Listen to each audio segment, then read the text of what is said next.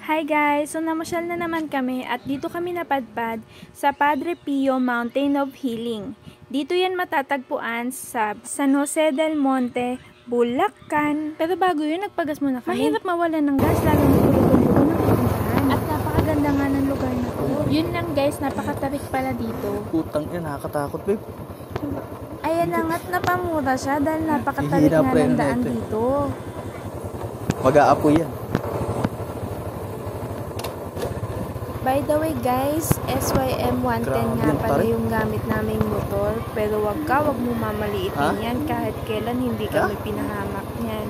Hindi rin niya nasiraan kahit na napakalayo ng pinupuntahan. Simula sa taas kayo na? Nakarating pa nga kami sa DRT.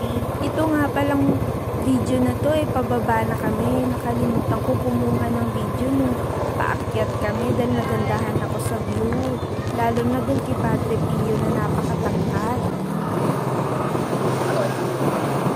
Pag-akyat pala namin, itong likod na ni Padre Pio ang una mong makikita. Wala rin pala ditong entrance guys, pero bawal mag-TikTok, bawal mag-ingay, at bawal magkalat.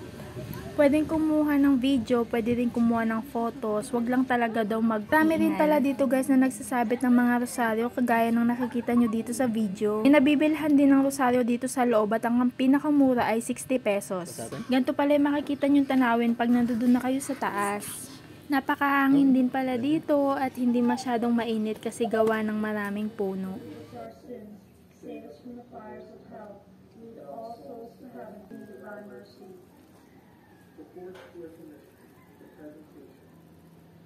Our Father, who art in heaven, hallowed be thy name. Thy kingdom come, thy will be done, on earth as it is in heaven.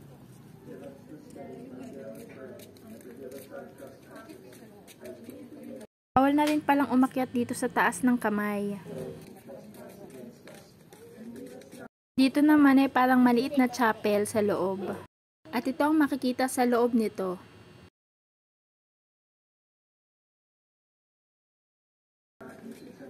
At ito ang kabuuan ng Padre Pio Mountain of Healing.